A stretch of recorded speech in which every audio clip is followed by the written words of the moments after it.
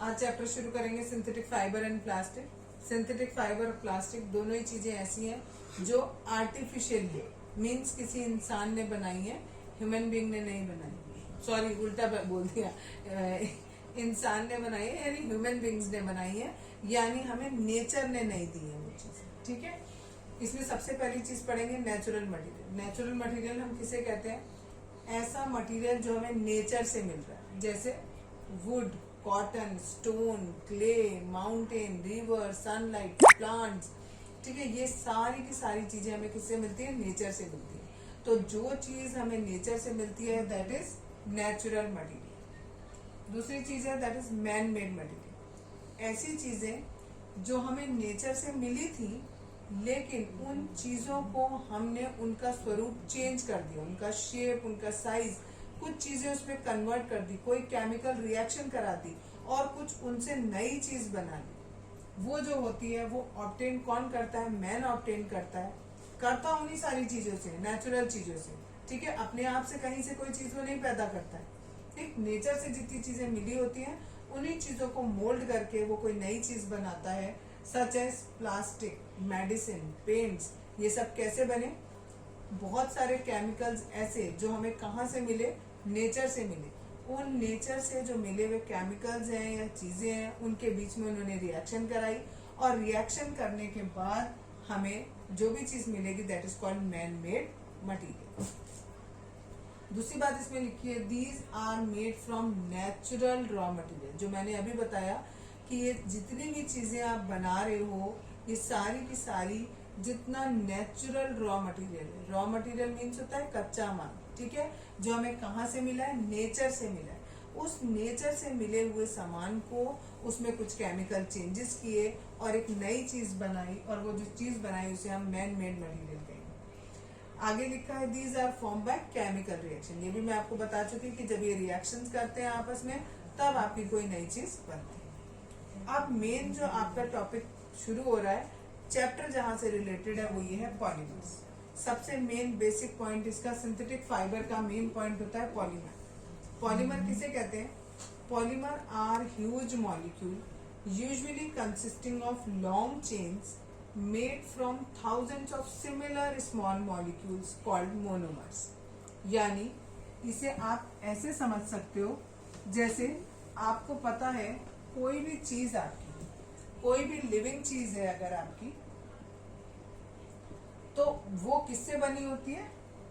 Cell से बनी होती है। बहुत सारे सेल्स आपस में इकट्ठे होते हैं।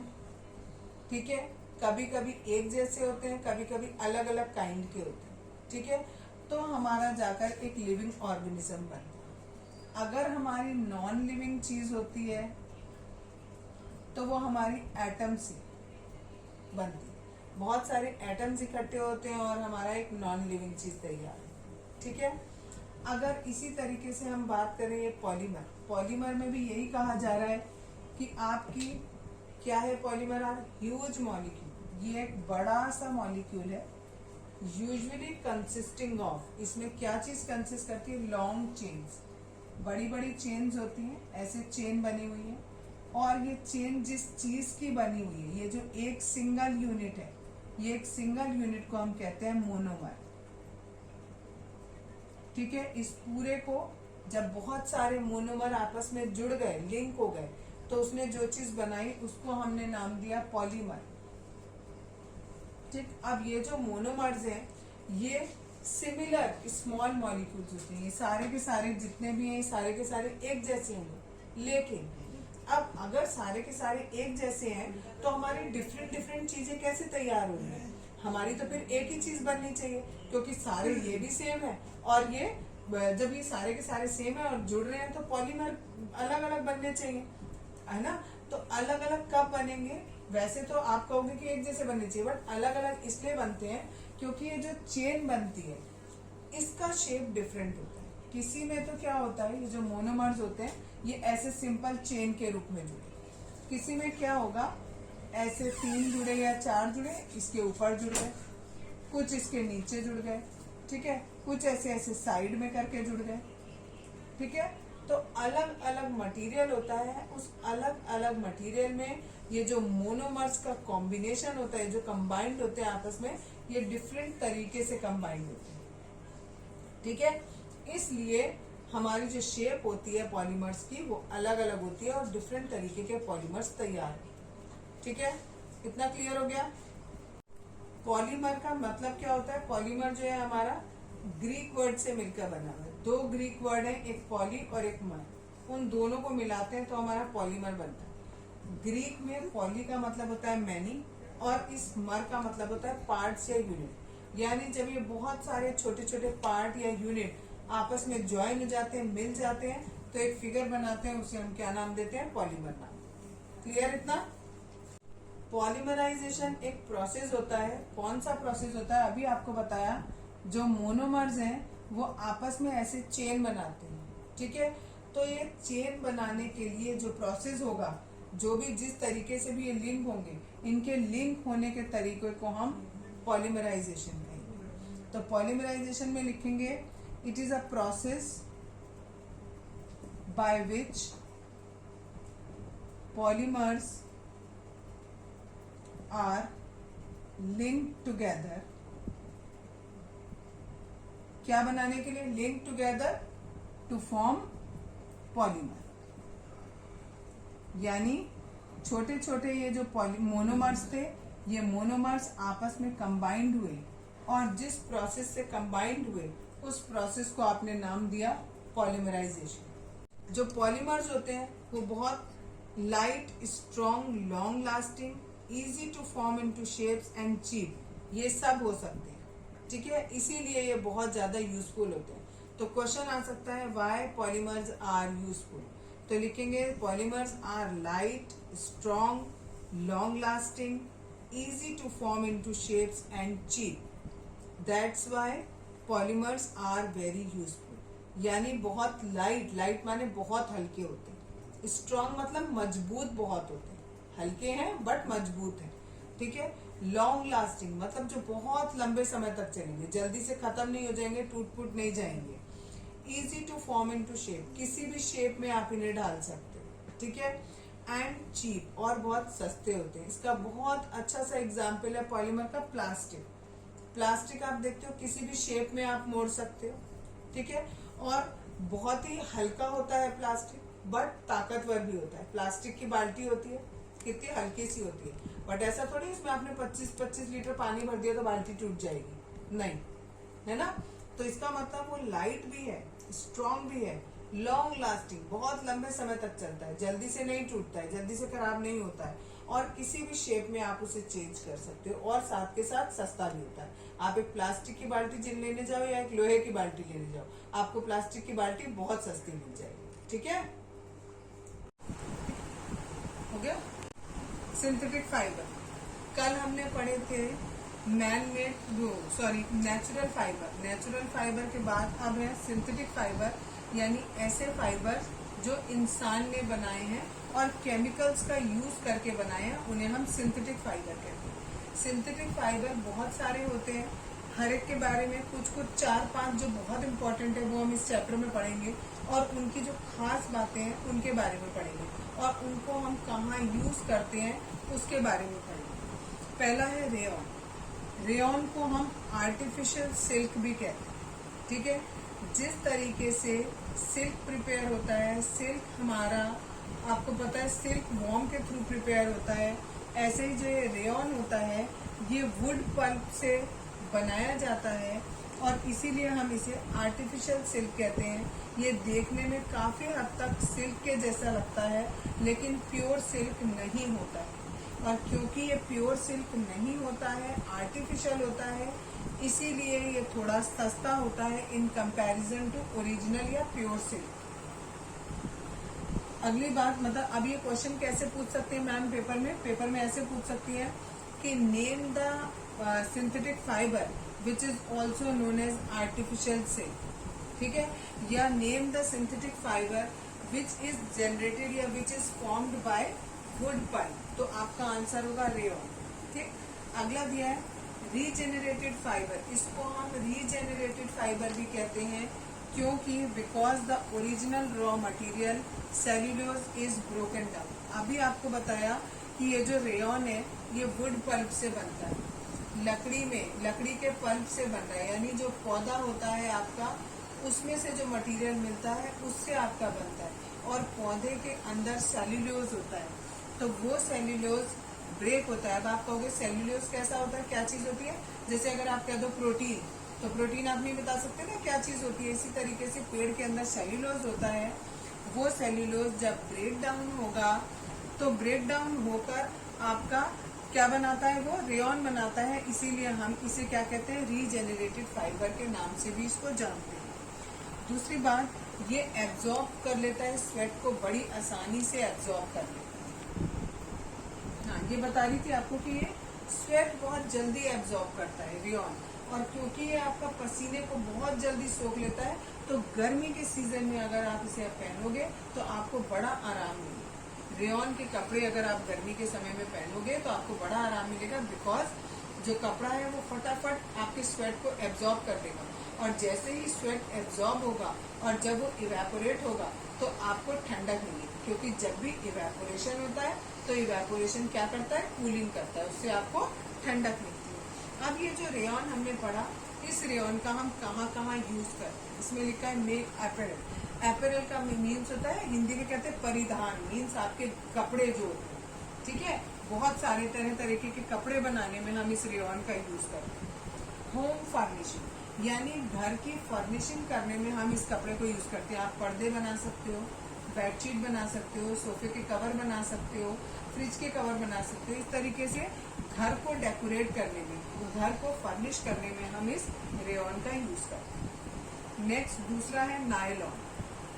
जितना ये रेयॉन इम्पोर्टेंट है उतना ही नायलॉन भी बहुत ज्यादा इम्पोर्टेंट है, ठीक है। नायलॉन में सबसे पहली बात क्या है, ये मेन इम्पोर्टेंट बात जिस का क्वेश्चन बना के पूछा जाता है, first synthetic fibre made chemically.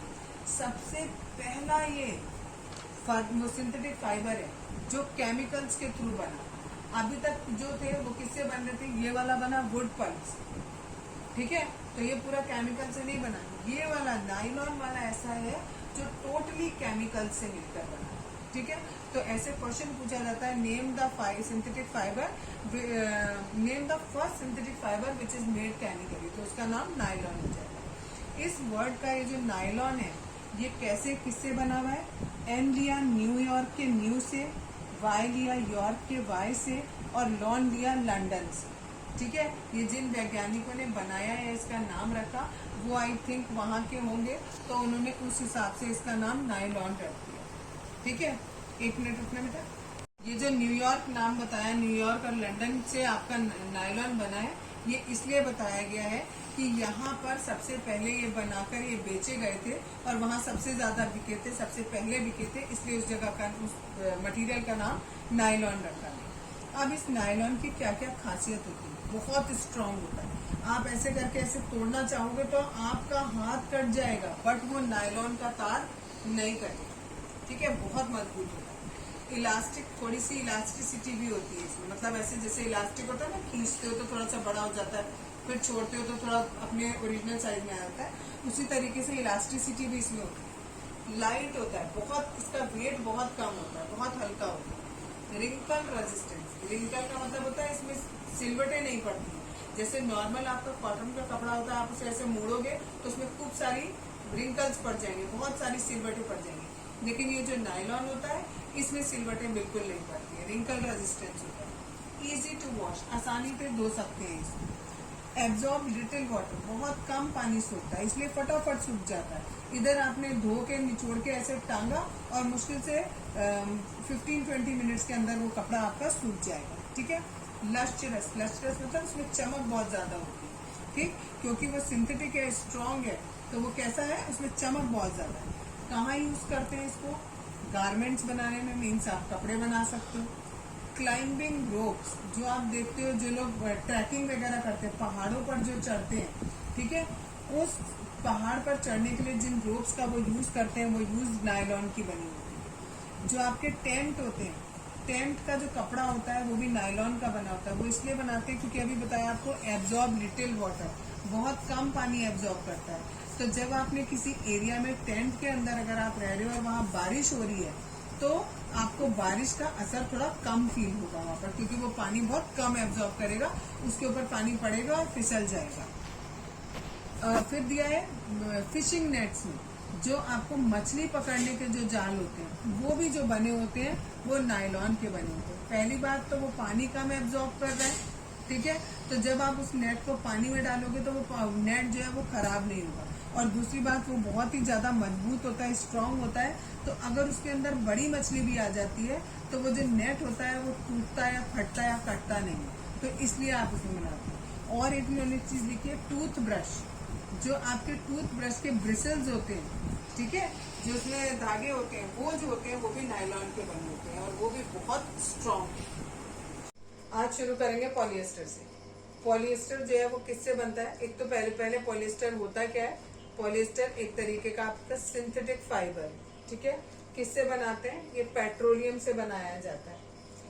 मैंने आपको बताया था पहले, एक बताया था पॉलीमर, एक वर्ड बताया था पॉलीमर। पॉलीमर किससे बनता है? मोनोमर से बनता है। मीन्स छोटे छोटे आपके पार्टिकल्स होते हैं वो जुड़ते जाते हैं और आपका पॉलीमर बनाते हैं और उससे आपका सिंथेटिक फाइबर बनता है।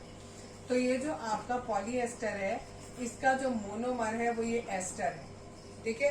बहुत सारे छोटे छोटे एस्टर्स आपस में जुड़ते चले जाते हैं और लंबी सी चेन बनाते हैं और आपका पॉलीएस्टर बनता है। वही बात यहाँ पे लिखी है, made by repeating unit of ester, bracket में लिख दिया मैंने मोनोमर, मीन्स एस्टर इसका मोनोमर है। एक नंबर का क्वेश्चन कई बार पूछा जाता है, write down the monomer of polyester, तो इसका होगा एस्टर। देखो नाम में ही छुपा है पॉलीएस्टर, तो एस्टर इसका मोनोमर है।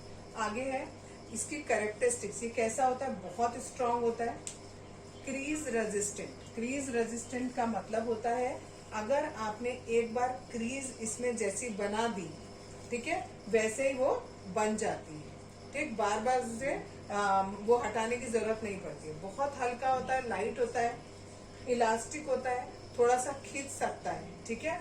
और एब्जॉर्ब लिटिल वाटर, ये भी पानी बहुत कम एब्जॉर्ब करता है, इसलिए ये सुखाने में बहुत ही आसान होता है। इधर आपने गीला किया, फैलाकर डाल दिया, वो फटाफट सूख जाएगा। With in half an hour polyester आपका सूख जाता है। इवन सर्दी होती है तो भी बहुत जल्दी सूख जाता है। अब ये डिफरेंट टाइप का होता है, टेरिलीन, टेरिन, डेक्रॉन, ये इसके खाली नाम ध्यान कर लो कि ये इतने इतने टाइप का होता है ये पॉलिएस्टर। कहाँ यूज करते हैं? कपड़ा बनाने में तो आप उसका यूज कर ही रहे हो। जो आपके वाटरप्रूफ जैकेट्स होते हैं, ठीक है, जैकेट का कपड़ा आप देखते हो थोड़ा चिकना चिकना होता है ना, तो वो किस चीज का बना होता है? पॉलिएस्टर का बना होता है। एक होता है पीईटी, ठीक है, इसकी फुल फॉर्म में बाद में बताऊंगी आपको, अगर आपकी बुक में गिवन होगी तो याद करना, अदरवाइज जरूरत नहीं है। ये पीईटी जो है ये भी एक तरीके का पॉलिएस्टर होता है। और ये पीईटी से करते क्या है हम, जो हमारी प्लास्टिक की पानी की बोतलें होती हैं वो जो बनती हैं वो इसी से बनती हैं, ठीक है। अगला दिया है आपको एक्रेलिक, ये पॉलिएस्टर पूरा हो गया। अब एक्रेलिक के बारे में पढ़ेंगे। ये भी एक सिंथेटिक फाइबर है, ये बहुत कुछ वूल के जैसा लगता है, ठीक है, होता है ये भी बहुत लाइट वेट है, सॉफ्ट होता है बिल्कुल, ठीक है, और गर्म भी होता है। और इसमें जैसा ऊन में गर्माहट मिलती है वैसे ही गर्माहट हमें इसमें मिलती है। बस इसमें और ऊन में फर्क ये होता है कि ये थोड़ा सस्ता होता है, ठीक है। वूल आपका नेचुरल है और ये आपका ह्यूमन मेड है, लेकिन ये कैसा होता है? वूल से थोड़ा सस्ता होता है। तो जो इसके कपड़े बने हुए होते हैं और वूल के कपड़े बने हुए होते हैं, तो वूल वाले महंगे होते हैं, ये वाले थोड़े सस्ते होते हैं। अब जितने भी हमने सिंथेटिक फाइबर्स पढ़े अभी तक, उन सबकी कैरेक्टरिस्टिक्स देखें तो स्ट्रॉन्ग होते हैं सारे के सारे, क्रीज रेजिस्टेंस होते हैं, इलास्टिक होते हैं, मॉथ प्रूफ होते हैं। अब ये क्या होता है मॉथ प्रूफ? मॉथ एक तरीके का कीड़ा होता है जो कपड़ों में लग जाता है, ठीक है, लेकिन ये जो सिंथेटिक कपड़े होते हैं इनमें ये नहीं लगता है। आपके जो नेचुरल मेड कपड़े हैं, यानी सिल्क के कपड़े, वूल के कपड़े, कॉटन के, ठीक है, इन सब में आपका मॉथ लग जाएगा। मॉथ होता है कीड़ा। आपने देखा हो गया आपके मदर फादर जो है जब गर्म कपड़ों को अलमारी में या बक्से में करके रखते हैं तो उसमें नेफ्थलीन की वाइट गोलियां डाल देते हैं। आजकल कलर्ड भी आने लगी है, वो गोलियां डाल देते हैं। वो नेफ्थलीन बॉल्स की वजह से जो मॉथ्स होते हैं वो वहां पर नहीं आ पाते हैं, कीड़े मकोड़े वहां नहीं आते हैं, ठीक है। लेकिन ये जो सिंथेटिक फाइबर है इनमें ये मॉथ लगता ही नहीं है, तो ये मॉथ प्रूफ होते हैं।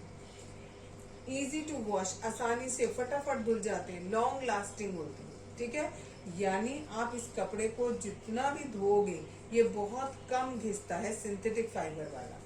जबकि जो हम अपना नॉर्मल कॉटन का यूज करते हैं या स्वेटर यूज करते हैं तो धीरे धीरे देखोगे कि आपको घिसते चले जाएंगे और बिना कहीं फंसे हुए भी वो कभी कभी अपने आप कट जाते हैं कपड़े। बहुत ज्यादा यूज कर लो, कॉटन का कपड़ा बहुत ज्यादा आपने यूज कर लिया तो कुछ दिनों बाद धीरे धीरे धीरे अपने आप घिस जाएगा और उसके कपड़ा फट जाएगा। लेकिन ये वाला जो सिंथेटिक कपड़े होते हैं ये बहुत कम फटते हैं, ठीक है, क्योंकि ये लॉन्ग लास्टिंग होते हैं। ये do not absorb water and sweat, ना तो ये पसीना सोखते हैं और ना ही ये पानी को सोखते हैं, इसलिए इनको कम पहना जाता है, ठीक है। आप इसे बहुत कम से कम पहनते हो और गर्मियों के समय में तो बिल्कुल नहीं पहनना चाहिए। आगे दिया है they melt on heating and stick to the body. जब आप किचन में जा रहे हो या अगर सपोज आपका कोई काम ऐसा है जहां पर आपके आसपास आग है तो वहां पर ऐसे कपड़े पहनकर बिल्कुल नहीं जाना चाहिए, क्योंकि अगर आप ऐसे कपड़े पहन के जाओगे तो इन कपड़ों की क्या खासियत होती है कि जैसे ही गर्माहट मिलेगी ये कपड़े पिघल जाएंगे और आपकी बॉडी से चिपक जाएंगे। तो अगर आपकी बॉडी से चिपक गए तो क्या होगा, आपकी बॉडी की जब आप उस मतलब कपड़े को हटाओगे ना तो आपकी स्किन भी उसके साथ खींची चली जाएगी, ठीक। तो ये कपड़े पहनकर किचन में नहीं जाना। कल हमने पढ़ा था सिंथेटिक फाइबर के बारे में, उसमें अगला टॉपिक है उस चैप्टर में प्लास्टिक। प्लास्टिक किसे कहते हैं, एक ऐसा मटेरियल जिसको हम किसी भी शेप में मोल्ड कर सके उसे हम कहते हैं प्लास्टिक, ठीक है। प्लास्टिक जो है वो आपको डिफरेंट कलर्स में मिल सकता है, ठीक। ये जो प्लास्टिक है ये आप कहाँ से ऑब्टेन करते हो, क्रूड ऑयल से। ये क्रूड ऑयल से मिलता है जिससे हम पेट्रोलियम वगैरह निकालते हैं।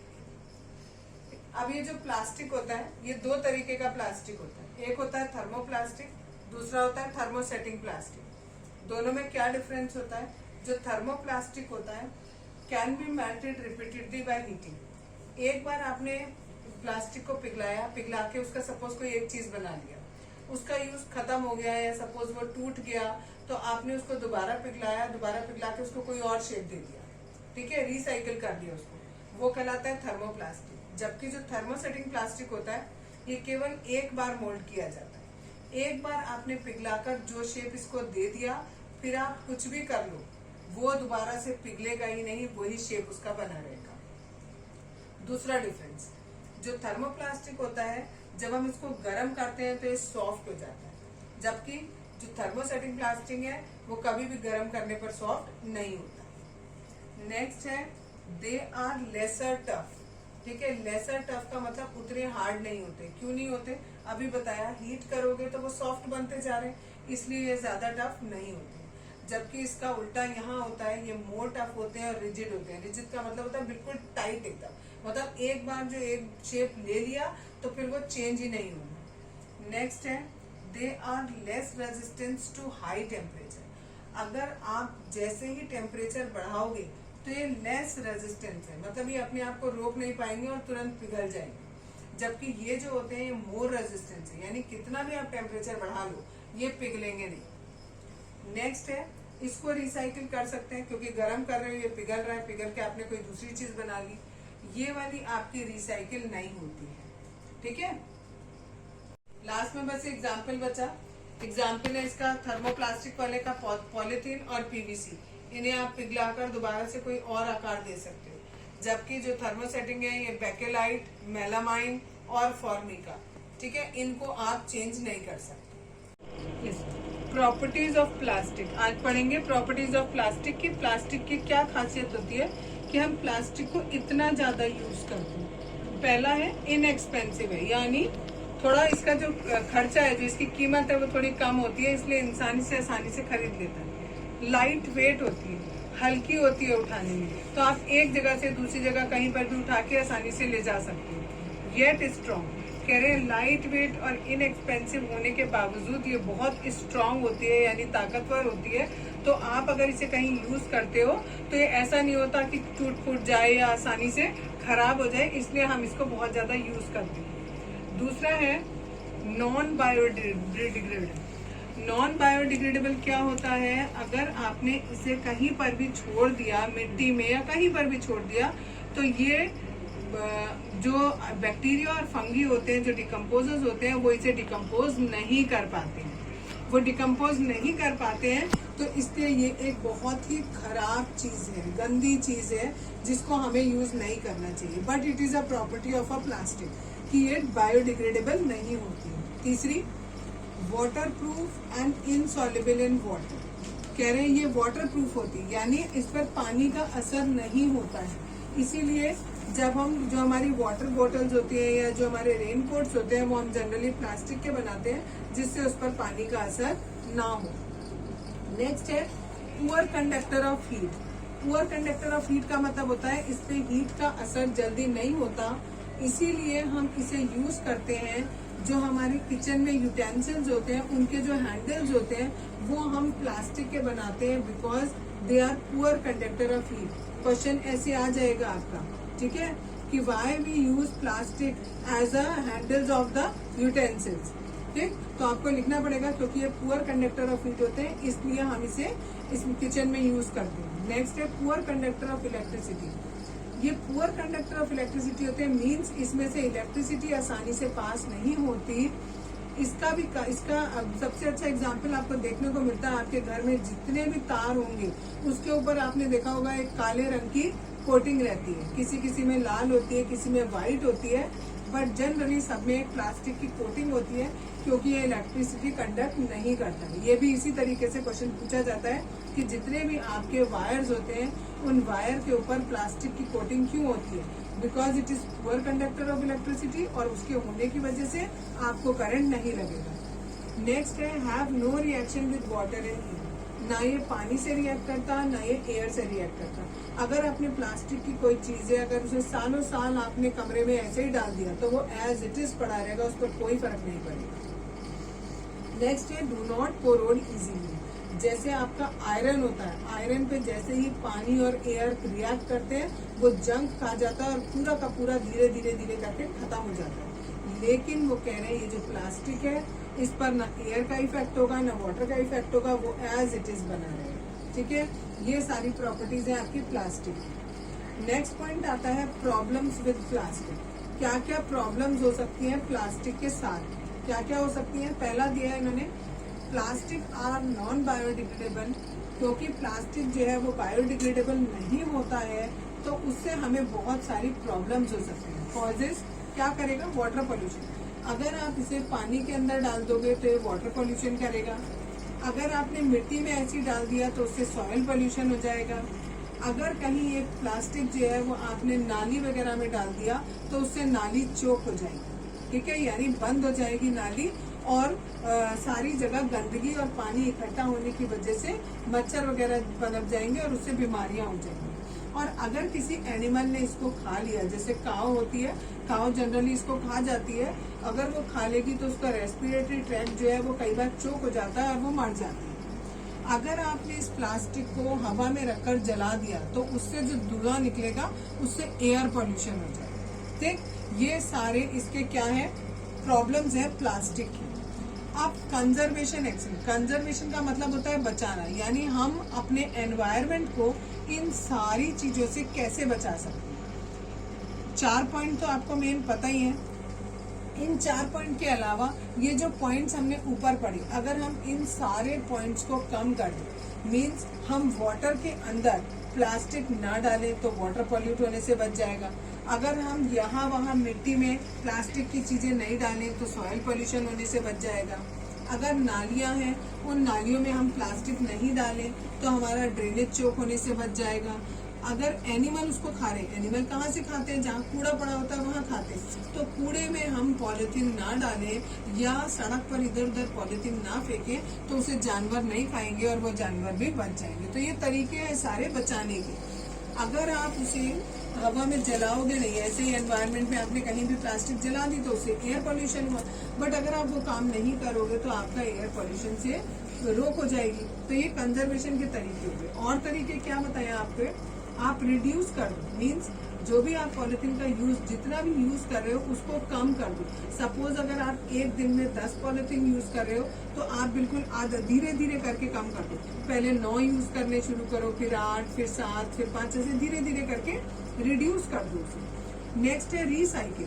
अगर आपने एक पॉलिथीन के अंदर एक बार एक सामान लेके आए तो उस पॉलिथीन को कूड़े में मत डालो, उस पॉलिथीन को उसमें से सामान पलट लो और उसको अच्छे से साफ करके दोबारा रख लो, और दोबारा कोई काम आपको यूज आए तो उसको रिसाइकिल कर लो, रीयूज कर लो, सॉरी रीयूज है।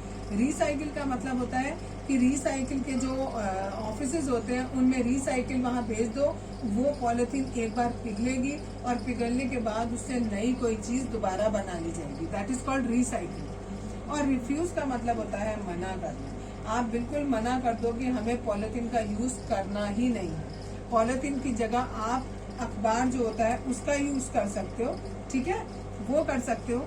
और आपको क्या क्या करना चाहिए, what you can do to conserve this environment. सबसे पहला काम हमें क्या करना चाहिए, हमें ऐसी चीज नहीं खरीदनी चाहिए जो प्लास्टिक बैग्स में मिलती है। जैसे आप जाते हो मदर डेयरी पे दूध लेने, वो दूध प्लास्टिक के पॉलिथीन में होता है, आप कह दो नहीं हम प्लास्टिक के पॉलिथीन वाला दूध नहीं लेंगे, जो मशीन से दूध निकलता है हम वो वाला दूध लेंगे, ठीक है। इस तरीके से जो भी चीज प्लास्टिक में मिलती है, चिप्स के पैकेट होते हैं आपके, उनको लेने को मना कर दो कि भाई वो हम नहीं लेंगे, ठीक।